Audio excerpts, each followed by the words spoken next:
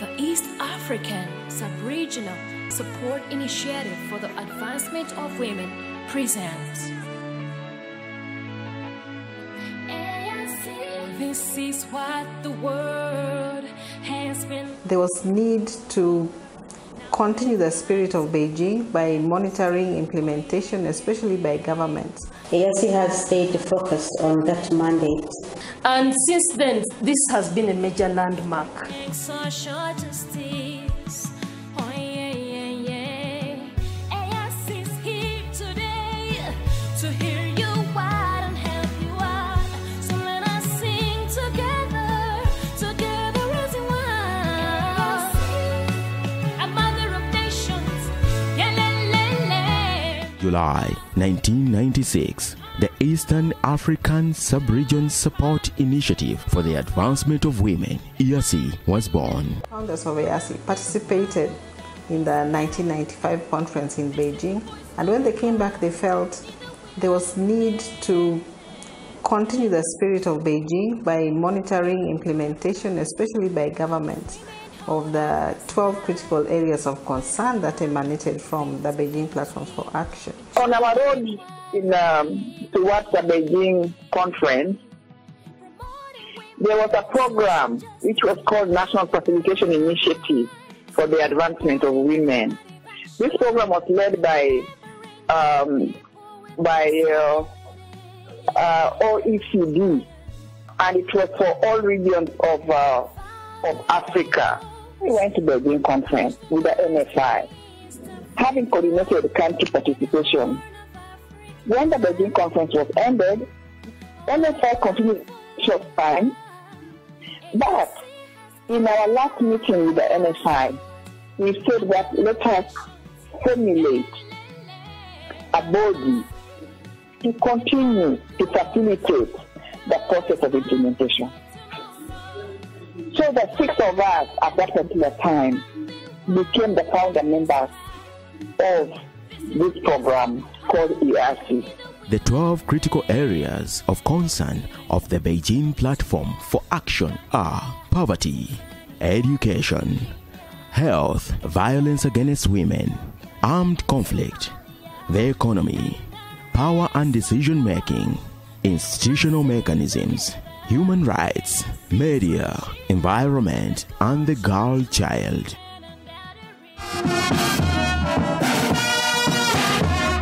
As it celebrates 20 years since its inception, has EASSI lived up to its sworn mandate? Absolutely. As you certainly know, EASSI has the mandate to monitor the Beijing and the African Platforms for Action.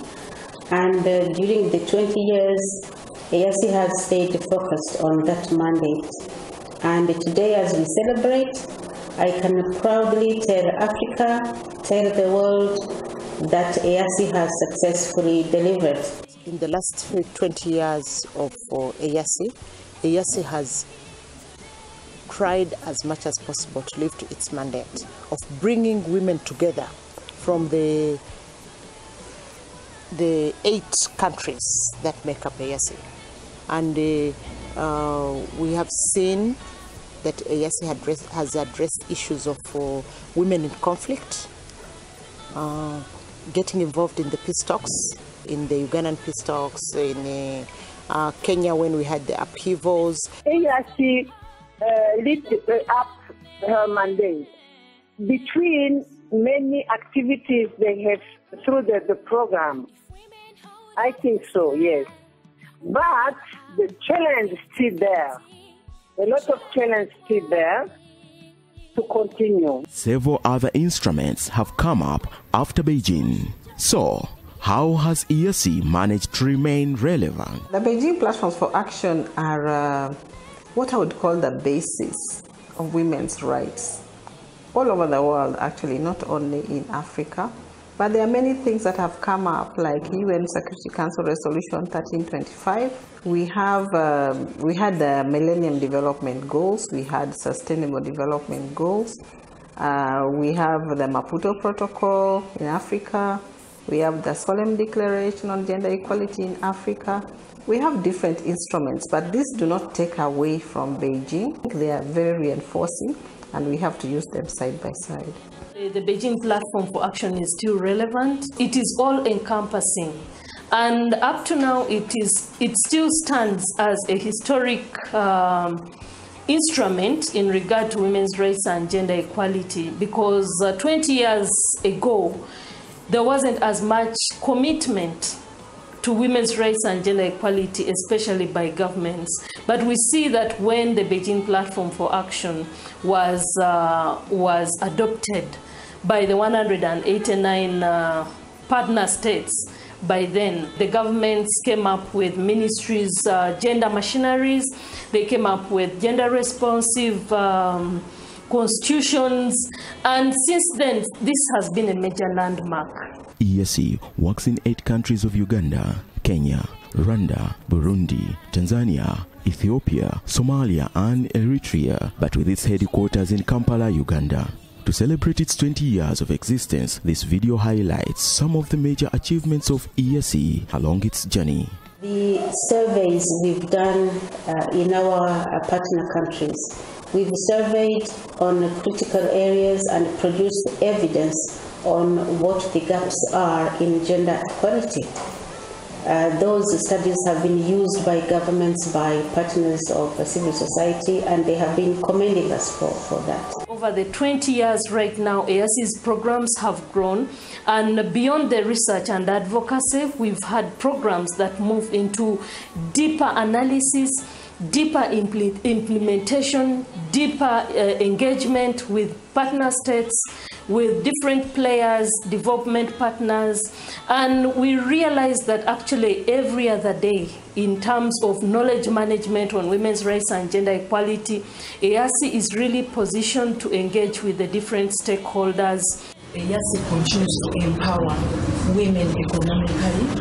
We have built capacity of over 10,000 women in the region, in the 5 East African countries, on entrepreneurship, leadership, advocacy, and lobbying skills. And we go ahead to give them seed grants that have enabled them to establish small-scale income-generating activities.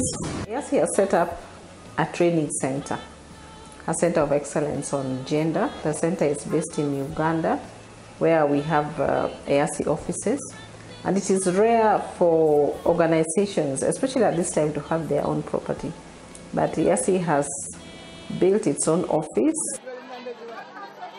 Because of differences in culture, in political settings and in policies, what is the significance of EASSI to its member states? Membership with EASSI has helped me realize that in the region we have similar problems which differ in dimensions. Problems to do with poverty, ignorance, disease, but also violence against women and children, female genital mutilation, child marriage, early pregnancy, inheritance issues.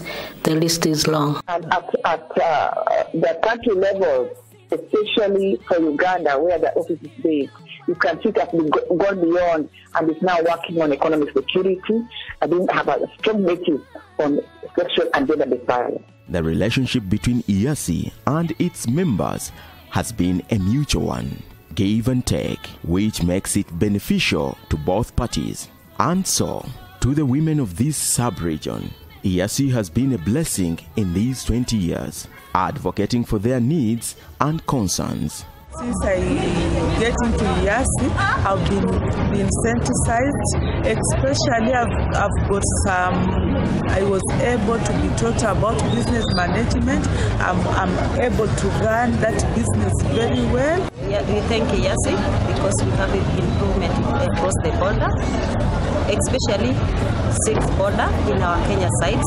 Both women, we are empowered about capacity building through EASSI. That's the main major. We are thanking EASSI because of give us how we can fish but not give us fish. At the moment I can trade freely, passing the normal road without fear. And then the other thing that I have started business. I used to have one business, but now I have 4. The happy voices of women have been an inspiration to EASSI, giving it momentum to further advance women's rights and gender equality in Eastern Africa. But this journey has had its fair share of challenges. We have had so many challenges. I would say the first one is that we are still donor dependent, 20 years after EASSI was formed. And this is a challenge because, donors have their own agenda and they may not be supporting areas that we are interested in. For example, you might find it's quite difficult to raise funds for peace and security, or it's difficult to raise funds for women and health. The fact that we are still donor dependent 20 years after founding, I think for me that is really the main challenge. EASSI is already looking ahead to the next 10 years, envisioning how to better speak for women in Eastern Africa. We see ourselves establishing stronger bodies within the country. This way, there's better networking, better representation, and better impact. Unfortunately, it means that EASSI has to raise funding for such programs, and that's normally the challenge. I would wish to see EASSI mobilizing more, engaging more the governments, and being in position to engage even the donors so that they may commit more funds, more resources to the women's cause, because there is a lot of work to be done. I see EASSI as a center of excellence on gender.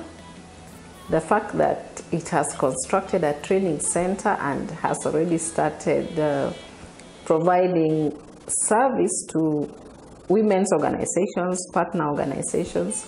I think I see EASSI as a center of excellence for Eastern Africa sub-region, where different organizations will be sending their people for training, and EASSI will generate its own funds. If there was a message to the women of the Eastern African sub-region, what would it be? Let us complete EASSI House. Let us see EASSI grow in strength to our beneficiaries out there in the East African region and Eritrea, Somalia, and Ethiopia. I call upon you to support our programs. For our partners and beneficiaries, I really have a message of heartfelt gratitude, because if EASSI is a great big NGO which is consulted regionally, consulted worldwide, it is because of our partners. I thank them very, very, very much, because we became what we are because of them.